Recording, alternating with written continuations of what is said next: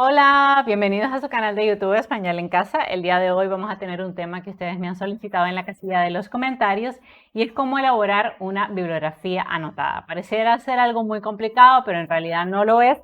Una bibliografía anotada no es más que un documento que nos ayuda a recuperar información de cada una de las fuentes que nos van a servir a la hora de hacer un ensayo, a la hora de hacer una tesis de investigación, una monografía o cualquier trabajo de investigación. Entonces, normalmente, cuando nos van acompañando en este proceso, los profesores piden la elaboración de una bibliografía anotada.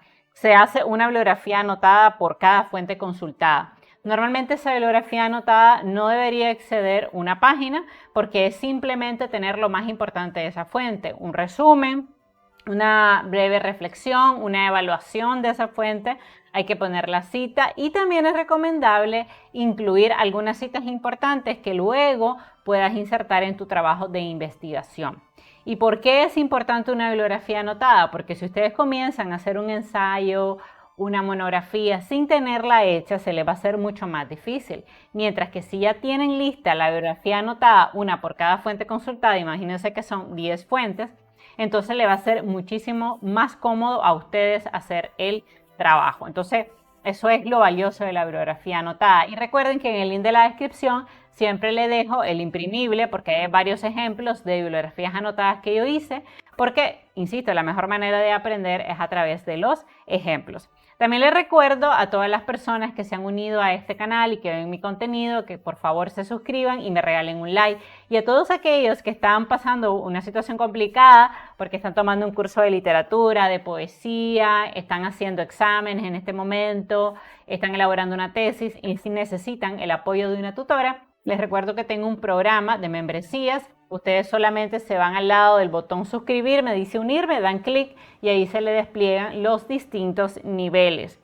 Siempre mi pequeño comercial, hay niveles desde $34.99, $49.99, $99.99. También tenemos un nuevo nivel que es de $249.99 para las personas que quieren que yo sea la tutora de su tesis de investigación, porque obviamente ser tutora de una tesis es ya pues muchísimo trabajo. Por lo tanto es más caro. Y hay otro nivel también que es el último que ofrezco que cuesta $399.99 para aquellas personas que necesitan 15 horas de acompañamiento porque están tomando un curso en la universidad y realmente el curso es muy demandante. Entonces, si estás sufriendo en este momento, para de sufrir porque aquí tienes una opción.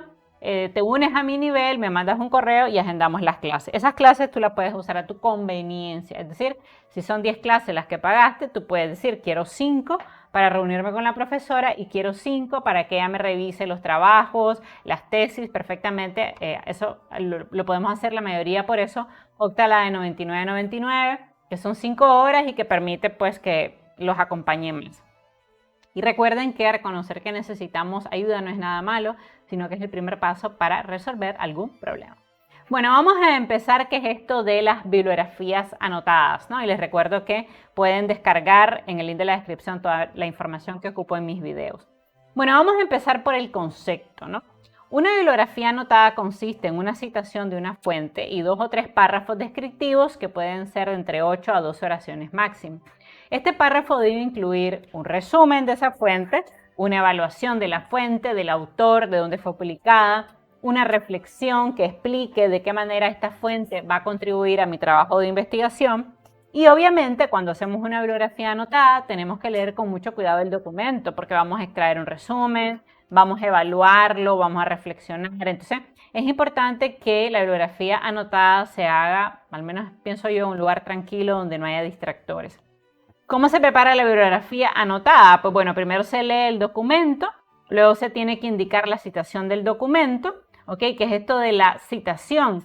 Pues bueno, simplemente de dónde lo tomamos usando normativa APA séptima edición. Recuerden también que a la bibliografía anotada le van a aplicar el doble espacio y recuerden también ustedes la sangría de primera línea. Entonces, en la citación, ¿quiénes fueron los autores? Hay que indicar el año de la publicación, el nombre del documento, el URL si lo tienen, la página de donde se recuperó, o también hay que poner la revista de investigación científica donde fue publicado el trabajo. Luego hay que elaborar un resumen donde ustedes expliquen en unas 20 líneas de qué trata ese documento de investigación. Luego lo van a evaluar. ¿Qué es esto de la evaluación? Que normalmente no debe ser mayor a un párrafo. Yo diría que el resumen, unos 3 párrafos, la evaluación un párrafo, la reflexión un párrafo.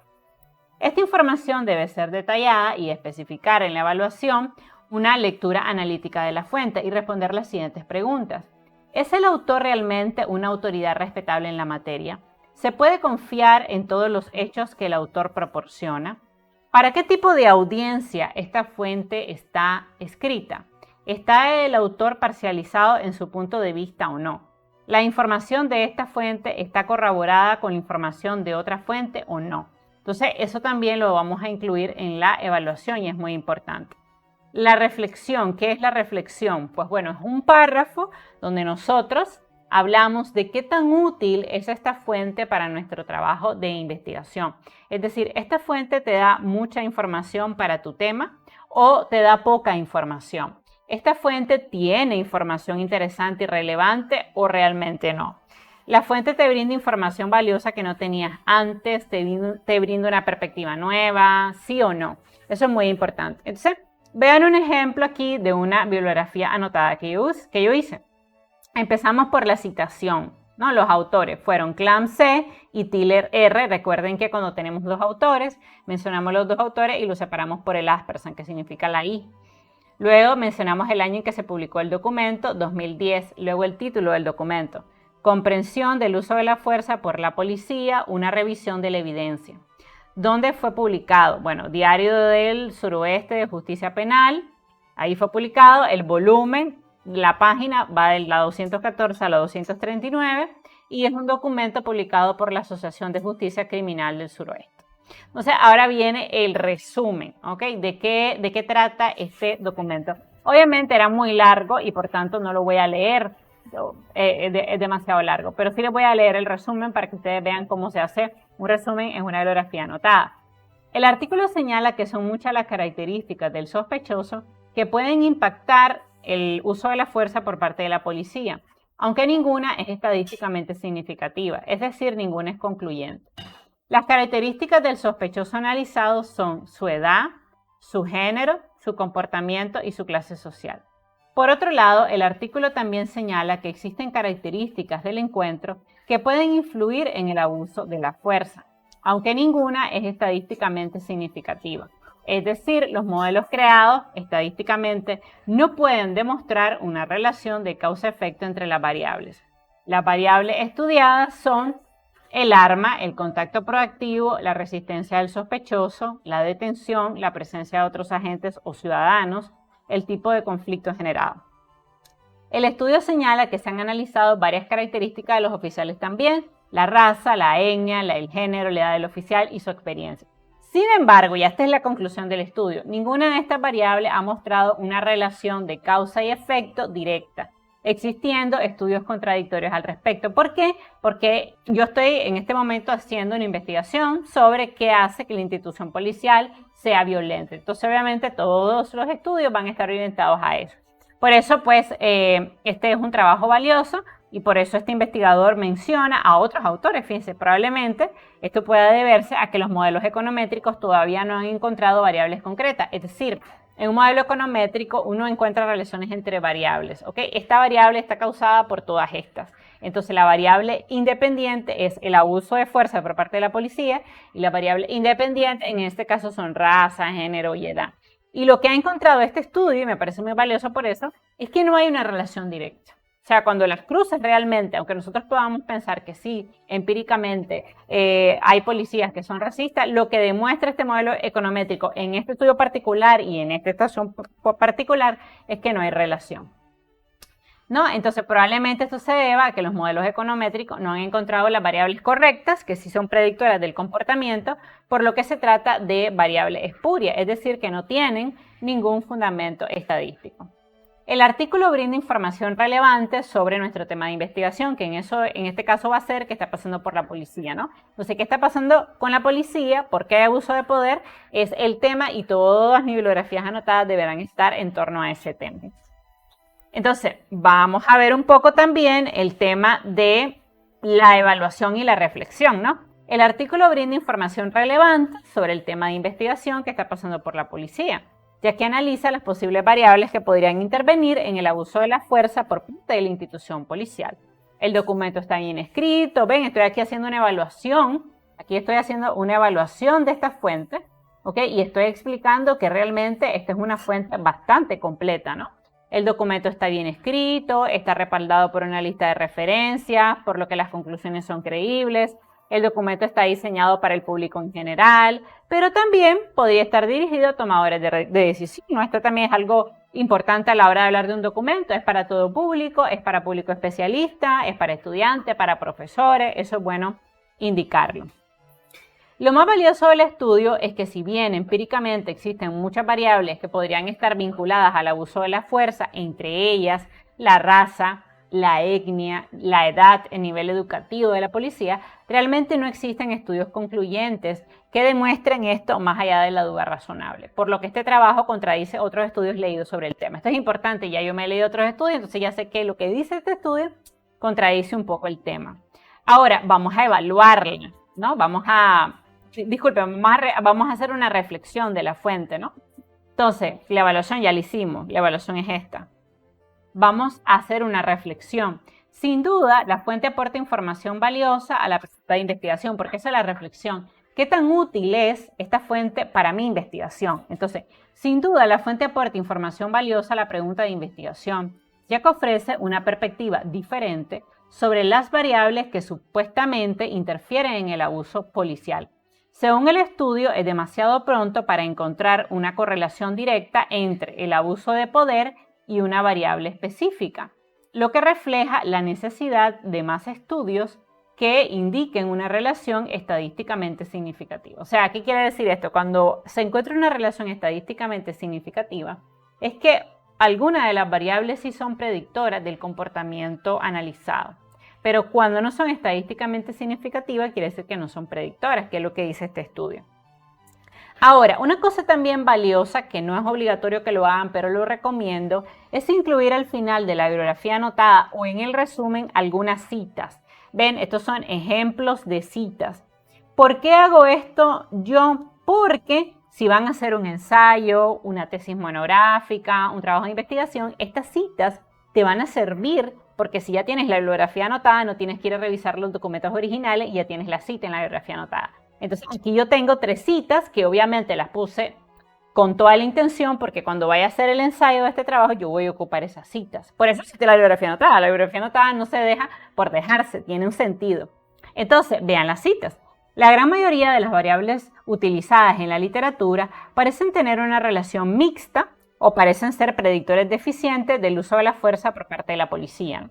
Eso lo encontré en Clam C y Tiller R, recuerden el año y la página donde lo encontré. Vean otra cita también que me va a ser muy valiosa. Las características de los sospechosos son frecuentemente examinadas por estudios que exploran el uso de la fuerza por parte de la policía. Los datos demográficos sospechosos son focos comunes, pero el comportamiento, la clase social y el uso de drogas y alcohol también son variables de interés en investigaciones más contemporáneas. Cada uno de los factores se revisa en detalle a continuación. Entonces vean que menciono los autores, el año y la página. Entonces esto es útil porque ustedes pueden incluir estas citas, ¿ok?, al final de la bibliografía anotada o también en el resumen. Yo los pongo al final, pero sé que esto es un tema también de gustos. Vamos a ver otro ejemplo de bibliografía anotada. ¿Cuál es la primera parte? La citación o referencia. Recuerden, entonces aquí tengo que los autores son Terry, W, Pauline E, Manning P, el año de la publicación, el nombre del documento, Culturas policiales y coerción. Lo encontré en una revista llamada Criminología y le pongo el volumen. Entonces ahora vamos al resumen, ¿no? Porque ya hicimos la citación o referencia. Resumen, o sea, ¿de qué habla el documento? El documento analiza cómo la cultura organizacional puede afectar el ejercicio de la fuerza por parte de la policía. Los datos presentados en el estudio se recopilaron de la policía de Indianápolis, Indiana y Pittsburgh, en Florida. Se realizaron varias entrevistas, ¿okay?, con el objetivo de determinar si la cultura de una organización afectaba la forma en que la policía reaccionaba ante un hecho delictivo. El estudio pudo demostrar que los agentes que compartían la cultura policial desde un punto de vista tradicional eran mucho más violentos que los agentes que tenían actitudes más críticas y que no compartían la cultura organizativa de la institución policial. Y por cierto, casi siempre eran policías jóvenes, o sea, con una visión un poco más renovada. Otra información importante de este artículo es que tanto los oficiales de Indianápolis, que se rigen por un sistema agresivo de mantenimiento del orden, como los de San Petersburgo, que tienen un enfoque en resolución de problemas y enfoque comunitario, tenían el mismo nivel de posibilidad de utilizar la coerción y la fortaleza o la fuerza, ya que la variable realmente importante fue su nivel de adhesión a la cultura organizacional de la policía. Y los policías orientados a la cultura en ambos departamentos eran más propensos a usar la fuerza. Entonces quiere decir que la adhesión a la cultura es lo que determinaba en estos departamentos que el policía fuera violento. Si se sentía identificado con la cultura, tiene una visión más tradicional sobre la fuerza, o sea, más tendencia a usar la violencia, y si era una persona joven, con ideas nuevas, estaba menos adherido a la cultura y por tanto era menos agresivo, ¿no? Dato curioso. Ahora vamos a evaluarle, o sea, qué tan creíble es esta fuente y este estudio. Vean mi evaluación. Sin duda, el documento es confiable, porque todos los hechos expresados por el autor están debidamente respaldados, y eso me gustó, por entrevistas realizadas en estas comisarías. O sea, hubo un verdadero trabajo de campo. El artículo está escrito para público en general, pero también podría ayudar a tomadores de decisión a comprender el papel que juega la cultura en el ejercicio de la fuerza. Entonces también aquí son datos importantes. El artículo menciona la investigación de otros autores, por lo que esto ayuda a darle mayor credibilidad al estudio. Indudablemente, encontrar un artículo que cite a más autores siempre le da mayor respaldo al documento que estamos recuperando. Y ahora una breve reflexión, y vean aquí incluí también citas tomadas del documento. Vean mi reflexión, o sea, ¿qué tanto me sirve esta fuente para mi trabajo de investigación? Esta fuente nos brinda información importante para nuestra pregunta de investigación, ya que la cultura podría ser una variable importante para comprender por qué algunos policías reaccionan de manera más agresiva que otros. El artículo destaca que los policías que se ven representados o conectados con la cultura de la policía son más agresivos que los policías que tienen una visión más personal y alejada de la cultura de la organización. Entonces, obviamente, quiere decir que este artículo me aporta bastante a mi pregunta de investigación. Ahora puse algunas citas tomadas de este documento. ¿Por qué? Porque esta cita 1, esta cita 2 y esta cita 3 yo la voy a utilizar en mi ensayo. Por eso la quiero tener ahí, para que cuando yo esté escribiendo el ensayo yo no tenga que ir al documento original, sino que me voy directamente a mi bibliografía anotada.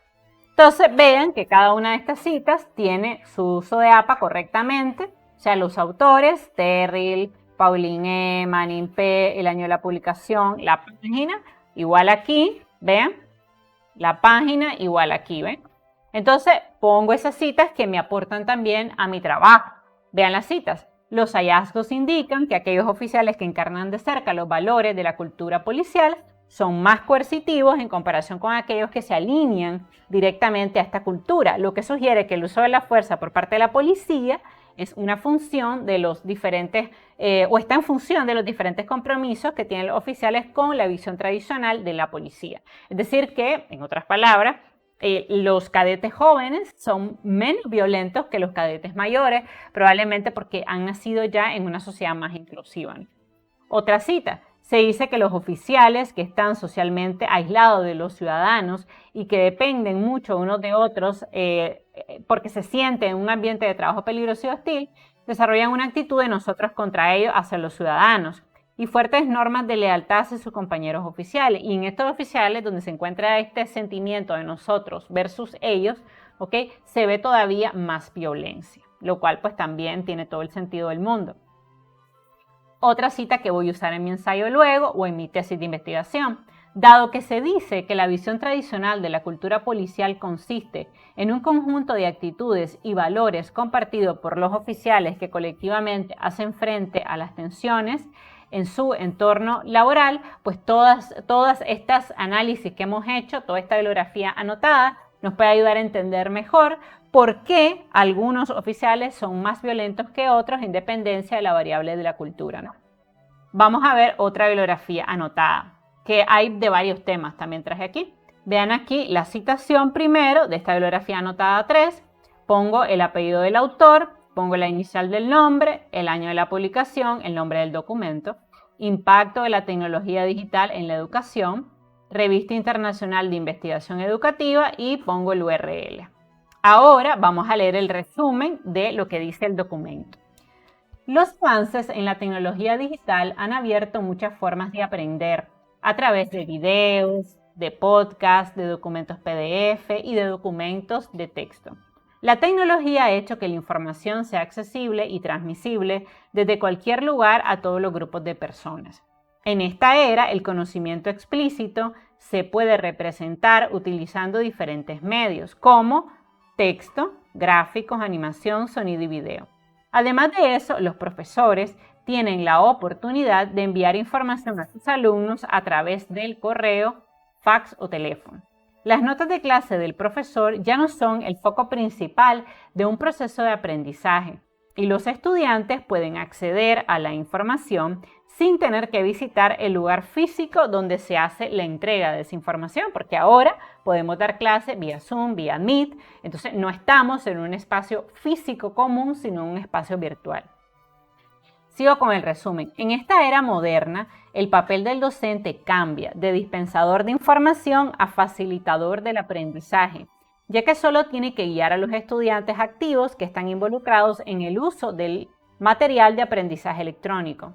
El enfoque de la educación debe ser entonces la adquisición de habilidades de orden superior, como la resolución de problemas y el pensamiento crítico, en lugar de repetir las ideas del maestro. Entonces, obviamente, esto es un documento, es un trabajo que yo estoy haciendo, es un ensayo sobre el aporte de las nuevas tecnologías y cómo el COVID ha venido a cambiar la manera en que se imparte clase, en que nosotros nos comunicamos con nuestros estudiantes. Entonces, hay un resumen. Ahora voy a evaluar la fuente, o sea, qué tan creíble es la fuente, qué tan bien escrita está la fuente, si los autores son personas destacadas, si tiene lista de referencia, metodología y luego una breve reflexión de cómo esta fuente me va a servir a mi trabajo de investigación.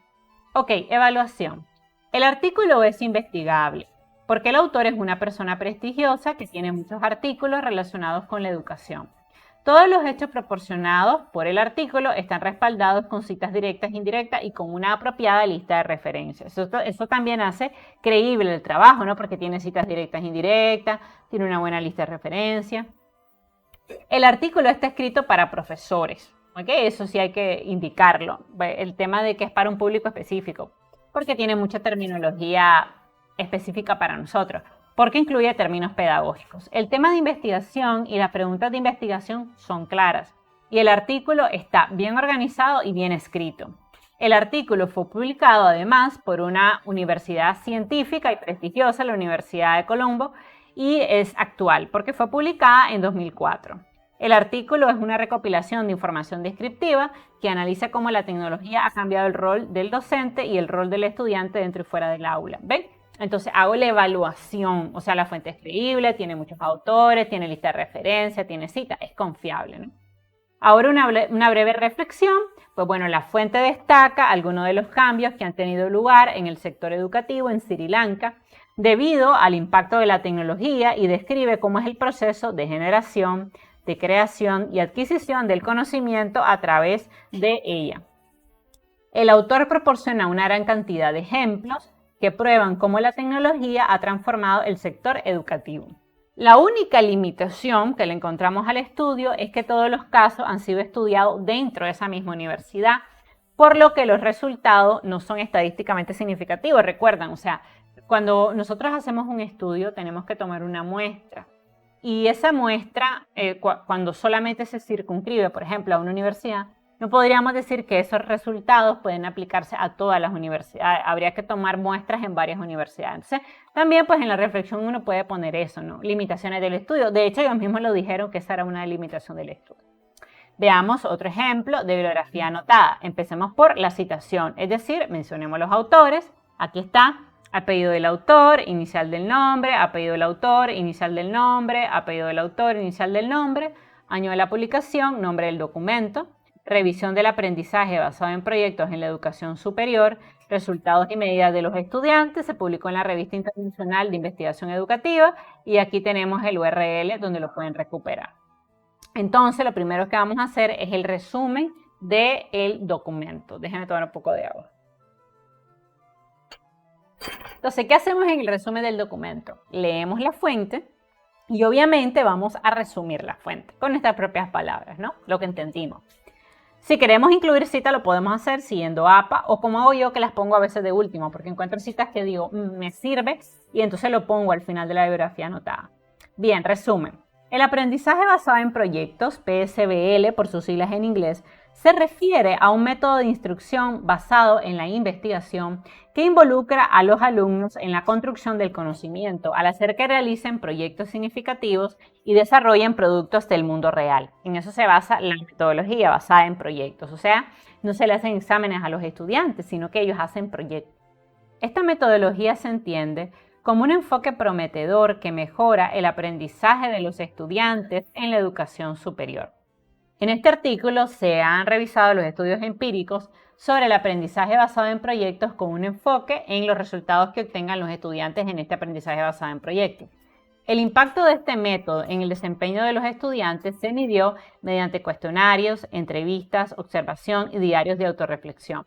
Sin embargo, el documento establece que la investigación futura debe investigar más sobre los procesos de aprendizaje de los estudiantes y los productos finales. O sea que hay algunas limitaciones en el estudio, como en todo estudio.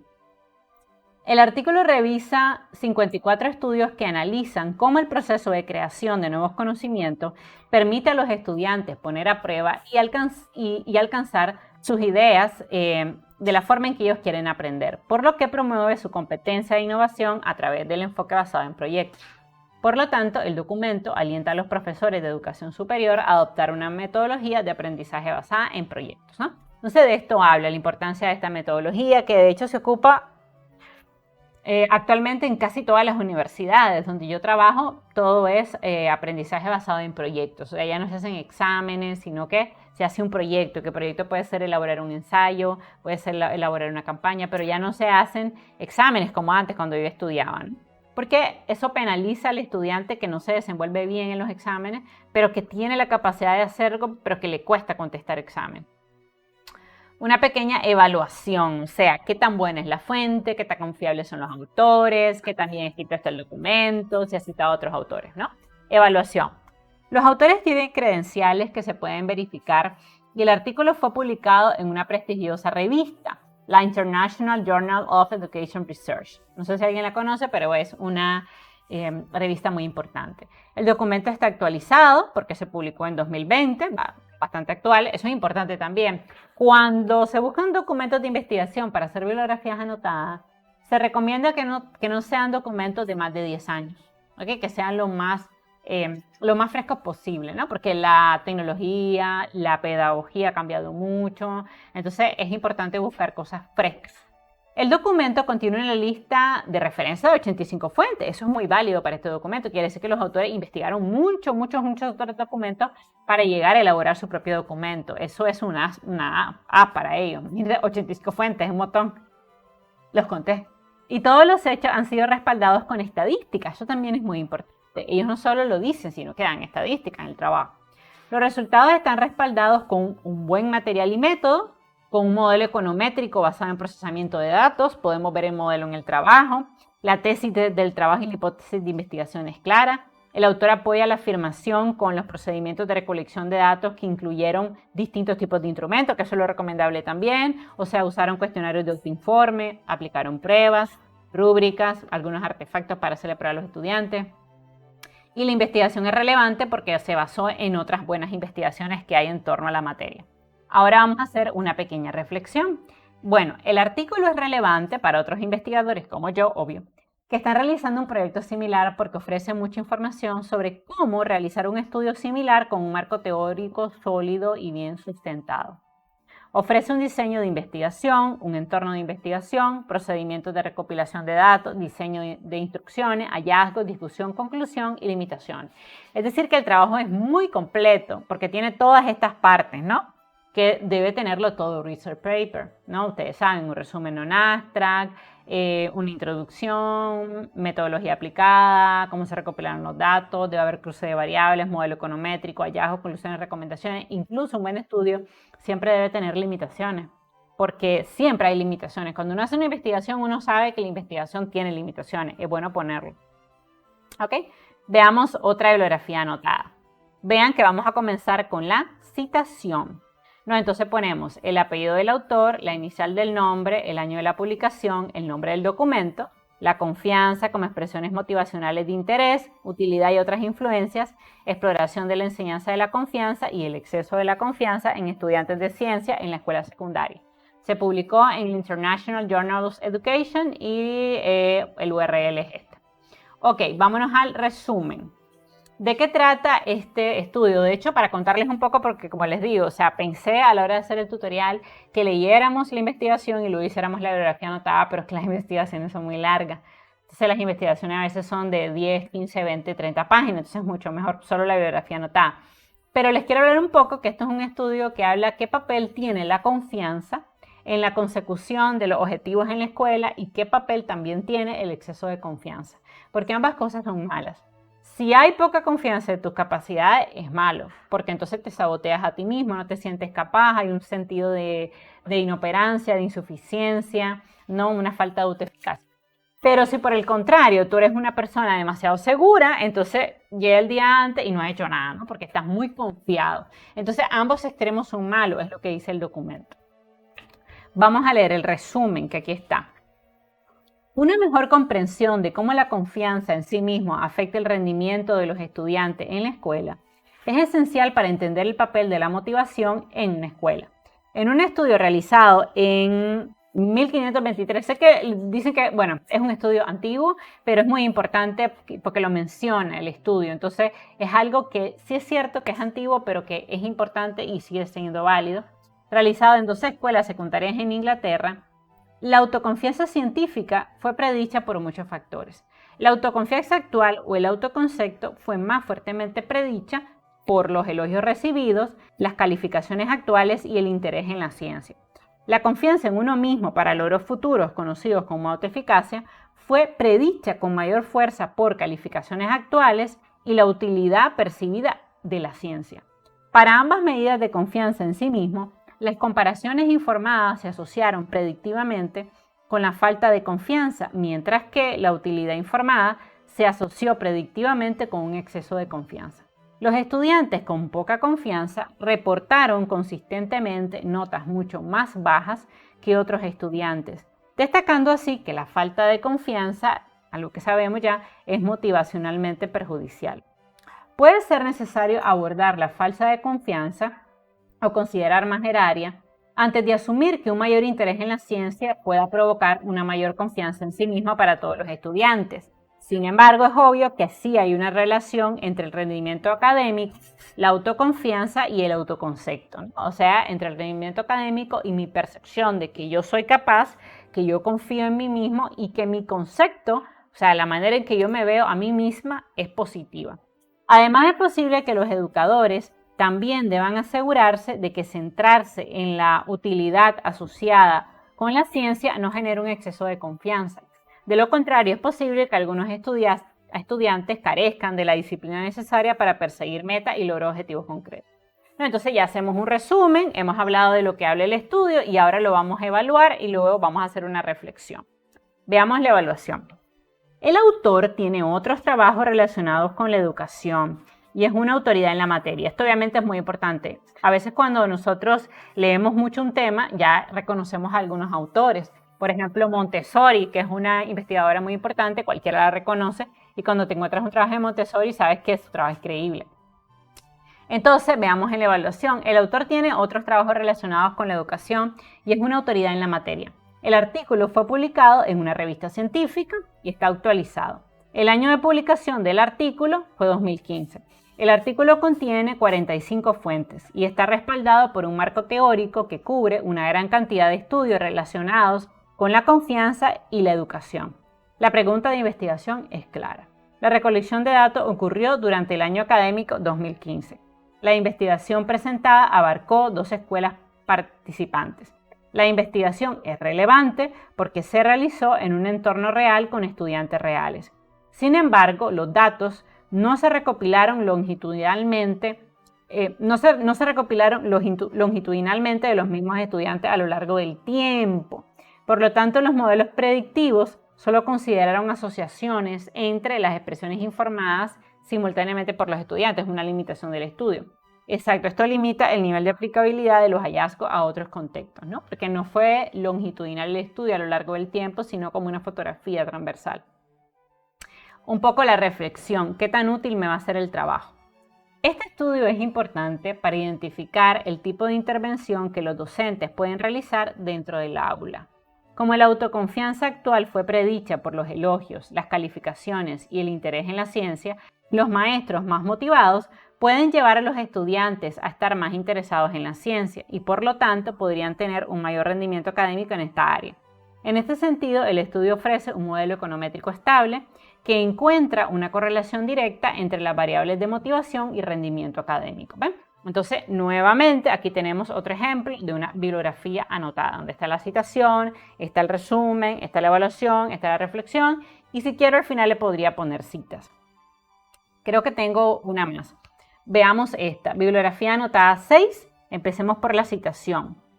O sea, ¿quién publicó el estudio? Bueno, la División de Derechos Civiles del Departamento de Justicia de los Estados Unidos, o sea, es un autor corporativo.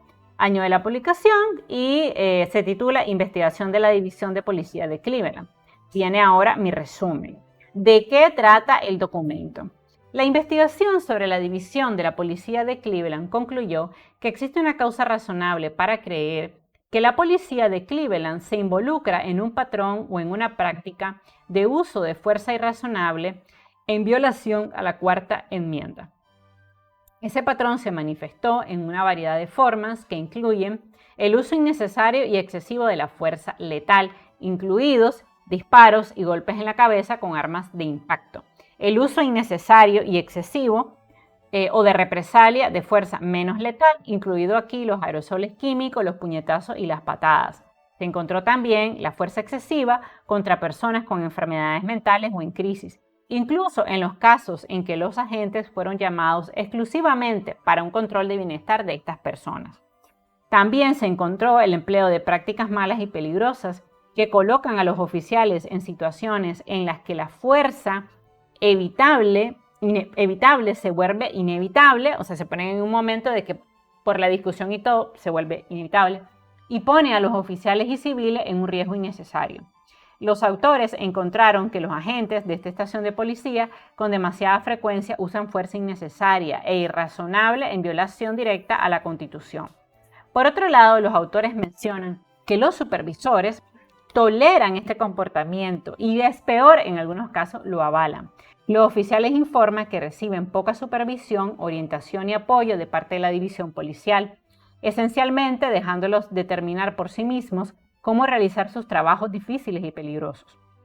El resultado es una vigilancia que a veces es caótica y peligrosa e interfiere con la capacidad de la institución policial para combatir el crimen de manera efectiva. Además, compromete la seguridad de los oficiales y con frecuencia priva a las personas de sus derechos constitucionales. Con base en esta investigación, los autores encuentran que la división se involucra en un patrón o en una práctica de uso de fuerza excesiva en violación directa a la Cuarta Enmienda. Básicamente de eso trata el documento. Ahora vamos a evaluar qué tan bueno es el documento, qué tan bien escrito, quiénes son los autores y en la reflexión qué tanto aporta mi tema de investigación. Veamos en la evaluación. Bueno, sin duda el documento es creíble, aporta mucho a nuestra pregunta de investigación, a nuestro trabajo, ya que refleja el abuso de poder que realiza la institución policial. El documento está bien escrito, ¿okay? Con un inglés formal, porque lo recopilé en inglés, y los hechos que aborda están respaldados con estadísticas. Bueno, siempre, los autores son creíbles, ya que la investigación está bien organizada y recopila múltiples casos que sustentan la tesis, ¿no? El documento está bien escrito y es para una audiencia general. La información documentada no está corroborada con otras fuentes, sí refleja profesionalismo e investigación, pero una debilidad que le encontré es que solo menciona sus propias ideas, ¿no? Entonces, eso le quita un poco a veces a un trabajo que en ningún momento cite a otros autores. Y ahora la reflexión, o sea, ¿cuánto aporta esta fuente a mi tema de investigación? Bueno, sin duda la fuente es muy útil, ya que recopila información creíble que contribuye a nuestra pregunta de investigación. Los ejemplos proporcionados por la fuente son útiles para demostrar que los funcionarios abusan de la autoridad y el poder en el desempeño del trabajo. Hay una breve reflexión, si hubiera querido, podría haber puesto aquí algunas citas, pero no quise, ¿no? Porque realmente me voy a enfocar solamente en citas parafraseadas en este documento en particular. Ahí tengo una más, porque siempre esto de la bibliografía anotada es bueno verlo con ejemplos, ¿okay? Por eso les traje varios míos. Entonces, bibliografía anotada 7, la situación, ¿no? ¿De dónde lo tomé? Departamento de Justicia de los Estados Unidos, División de los Derechos Civiles, el año de la publicación, y se llama Investigación Civil del Departamento de Justicia de la Policía de Albuquerque. Viene obviamente mi resumen, luego de mi resumen mi evaluación y por último mi reflexión. Vamos a ver mi resumen. Los oficiales de la policía de Albuquerque usan con demasiada frecuencia la fuerza letal de manera inconstitucional y también las armas de fuego. Para ilustrar, de los 20 tiroteos en los que participaron agentes que resultaron en muertes entre 2009 y 2002, aquí hay una estadística importante, se concluyó que la mayoría de estos tiroteos eran inconstitucionales. Los oficiales de la policía de Albuquerque a menudo usan la fuerza letal en circunstancias en las que no existe una amenaza inminente de muerte o lesiones corporales graves para los oficiales o para otras personas. Los oficiales de policía de Albuquerque también suelen usar fuerza menos letal de manera inconstitucional. Se revisó una muestra aleatoria de los informes de uso de fuerza del departamento completados por oficiales y supervisores entre 2009 y 2013. La muestra consistía específicamente en más de 200 informes de uso de fuerza. Se encontró que los agentes con frecuencia hacían mal uso de las armas de control electrónico, recurriendo al uso del arma en personas que se resistían de manera pasiva. Una cantidad significativa de fuerza se usó contra personas con enfermedades mentales y en crisis. El uso excesivo de la fuerza por parte de los agentes no fue aislado ni esporádico. Qué dato más preocupante. El patrón o práctica de fuerza excesiva se deriva de deficiencias sistémicas en la supervisión, capacitación y política dentro de la policía. La principal de estas deficiencias es la incapacidad que tiene el departamento para implementar un sistema de rendición de cuentas interno, riguroso y objetivo y que se investiguen estos casos irregulares. Los incidentes de fuerza mayor no se investigan, no se documentan, no se abordan adecuadamente, no se aplican medidas correctivas y el informe también señaló que solo un pequeño porcentaje de los incidentes donde hubo disparo, el 11%, se ha demostrado que el oficial empleó opciones menos letales antes de recurrir a armas letales y quiere decir que solamente el 11% de los oficiales ocupan formas menos letales que no sean la violencia, los golpes o los disparos. Vamos a evaluar la fuente. La fuente está bien documentada, los autores del documento son creíbles, ya que se realizó una búsqueda minuciosa de casos que prueben el abuso de poder por parte de la institución policial en Albuquerque. El documento también está bien redactado, está bien respaldado, tiene buenos argumentos, hay uso de estadística, proporciona ejemplos que apoyan la tesis del investigador. Aunque la fuente no está respaldada por otros autores, una debilidad dentro del estudio sí me parece que es creíble. Y ahora una breve reflexión. La fuente brinda información relevante para nuestra pregunta de investigación, ya que demuestra a través de ejemplos que la institución policial comete abusos de poder en contra de los ciudadanos. La información proporcionada es relevante porque menciona datos concretos y estadísticas creíbles. Y así se elaboran bibliografías anotadas. Les recuerdo que siempre al final, en el link de la descripción de mis videos, yo siempre dejo estos documentos que ocupo por si ustedes lo quieren descargar. Quise explicar varios ejemplos, ¿ok? Para que ustedes vean cómo se hace una bibliografía anotada en diferentes contextos. Recuerden que una bibliografía anotada no es más que un documento que yo voy a construir, que va a ser el documento previo para la elaboración del ensayo o una tesis de investigación o un trabajo de culminación de grado. La bibliografía anotada, normalmente, ¿cuántas son? Normalmente son 10 bibliografías anotadas porque se pide un mínimo de 10 trabajos de investigación a citar. Entonces aquí yo traje, creo que 7, 8, ¿no? Obviamente de diferentes temas, pero claro, las 10 bibliografías anotadas que ustedes hagan tienen que ser sobre su tema de investigación. Recuerden que las partes de una bibliografía anotada son la citación, o sea, quién escribe el documento, el año de la publicación, el título del documento, la revista donde se publicó, el URL, eso es lo primero. Lo segundo, un breve resumen de la fuente, que eso es muy importante. Lo otro es la evaluación de los autores, la evaluación del documento, a quién está escrito el documento, público en general, público especializado, este documento es confiable, tiene material y método, historia de referencia, no lo tiene. Luego tienen que hacer una breve reflexión. ¿Cuán útil es este trabajo para mi trabajo de investigación? ¿Me sirve de algo? ¿No me sirve de algo? En realidad me da mucha información, poca información, me da nuevos puntos de vista o no. ¿Ya?